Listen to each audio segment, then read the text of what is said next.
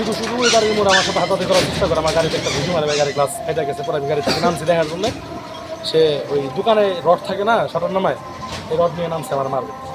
পরে লোকজন দরাদরি করছে, তো ওনার হাতের রডই ওনার কপালে লেগে এখান থেকে অল্প একটু কেটে গেছিলো। সেটার নামে জমে আবার হাসপাতালে নিয়ে আসছে, সেলাই টিলাই করে আমার নামে মিথ্যা মামলা দিচ্ছে।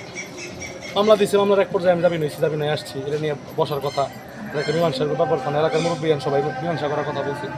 ইতিমধ্যে ওনার যে ভাতিজা আছে একজন বাহাদুর মির্জা, কিছুদিন আগে অস্ত্র মামলা ধরা খেয়েছিল পরের রাতে। এই বাহাদুর মির্জাই কিন্তু ওনারা গুলি করছিল কিছুদিন আগে, বেশি না 1 বছর আগের ঘটনা। এই বাহাদুর মির্জা ওনারা গুলি করছিল। এই বাহাদুর মির্জা আবার ওর সাথে মিলছে, সালাম মির্জা মিলছে, আমরা সবাই মিলে বাইরে এক হয়ে আমার তার যা আছে গত 7 দিন ধরে কন্টিনিউয়াস আমার সব লাইন বন্ধ করে দিচ্ছে। আমার এই গুলি তার কাছে ছেলে পেলে নিয়ে আমার বাড়ির সামনে বসে থাকে। আমার বোন রাস্তাটা রসনা বোনটা উত্তপ্ত করে, ভাই বোন গেলে পরে প্যাকেট করে পাঠাই দিয়ে মেরে ফেলাম। মানে খুবই একটা খারাপ অবস্থার মধ্যে সে আমাদের রাখছে। কোনোভাবে বাসার কোনো মানুষ বেরোতে দেয় না, কোনো তরকারি আলাদা বাসার সামনে যেতে দেয় না, বাজার করতে দেয় না, সদাই করতে দেয় না, এরকম একটা সিচুয়েশনে রাখছে। আবার সে ফোন দিয়ে বলে যে যদি চাঁদা না দেশ এলাকায় ঢুকতে দিন না, বাড়ি ঘর অন্য জায়গায় নিয়ে বানাবি। উনি কি আপনার কথা বোঝা যাচ্ছে উনি আপনার কাছে চাঁদা চাইতেছে, তা না হলে কি আপনার নেট ব্যবসা করতে দেবেন? নেট ব্যবসা করতে দেবেন, আমার এলাকাও থাকতে দেবেন। আমার মারার হুমকি প্রতিনিয়ত দিতেছে।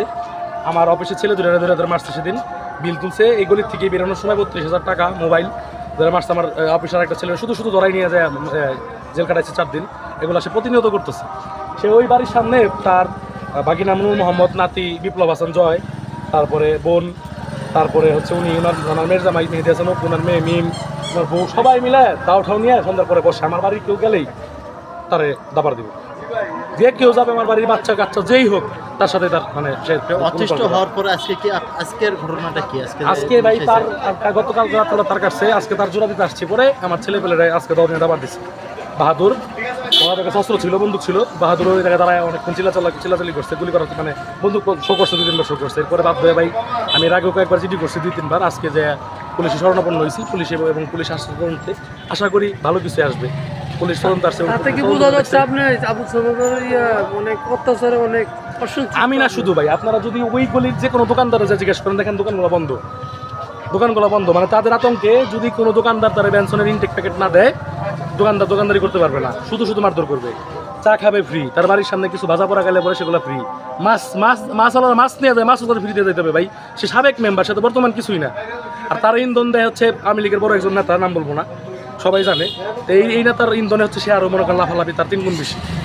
তার জ্বালাও দিচ্ছে ভাই। একটা তরকারি দোকানদার ওই জায়গায় বসতে পারে না ভাই, যেই বসবে তার চাঁদা দিতে হবে, তরকারি ফাও দিতে হবে, মাছ ফাও দিতে হবে। এটি কোনো কথা ভাই? একটা দোকানদার তো শুধু একটা মানুষ তার জ্বালায় টাকা ঠিক নেই।